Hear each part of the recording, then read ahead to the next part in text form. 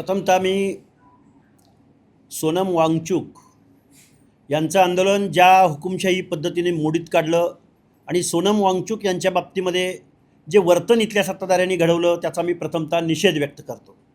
एक ओबीसीचा आंदोलक म्हणून सोनम वांगचुक यांचा पक्ष कुठला आहे, पार्टी कुठली आहे याच्यापेक्षा सोनम वांगचुक हे देशाची प्रॉपर्टी आहेत असं मानणारा लक्ष्मण हाके हा कार्यकर्ता आहे।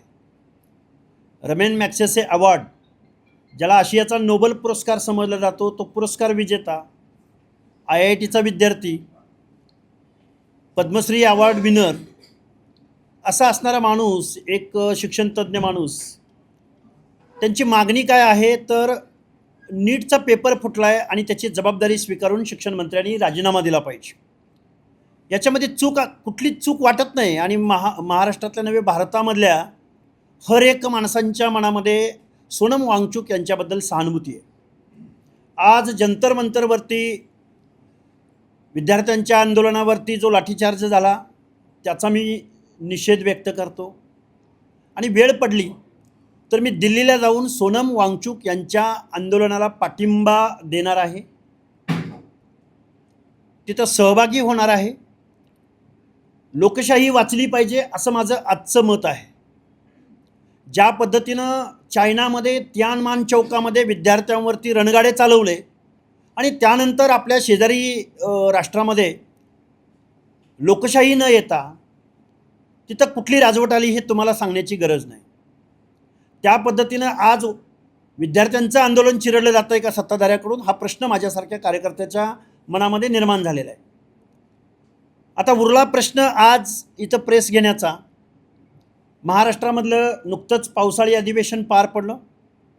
या पावसाळी अधिवेशनामध्ये पेपर फुटी, TETचा पेपर फुटी, त्याचबरोबर खासदार फुटी, म्हणजे फुटीवरतीच चर्चा सर्वात जास्त झाली।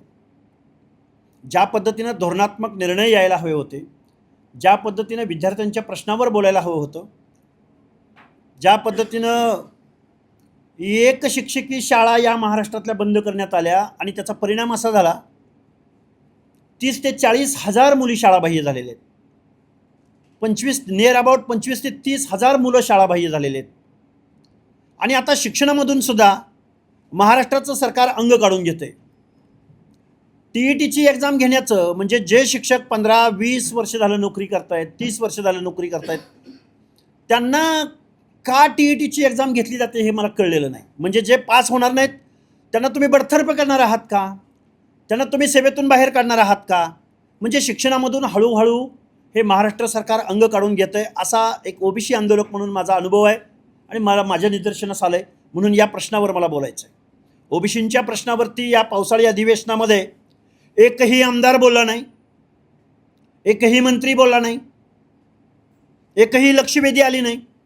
अर्धी लोकसंख्या महाराष्ट्राची ओबीसींची आणि त्यांच्या प्रश्नावरती त्यांचं आरक्षण संपलंय, त्यांचं आरक्षण संपवलं गेलंय, याच्यावरती ना ओबीसीचा नेता बोलायला तयार आहे, ना विरोधी पक्ष बोलायला तयार आहे, ना सत्तेतला पक्ष बोलायला तयार आहे। ह्या अशा अनेक गोष्टी आहेत आणि या गोष्टी डोळ्यासमोर ठेवून मी आज तुमच्यासमोर संवाद साधावा म्हणून मी तुमच्यासमोर आलो आहे। तुमचे प्रश्न आले तर आपण डायरेक्ट प्रश्नोत्तराला सुरुवात करू।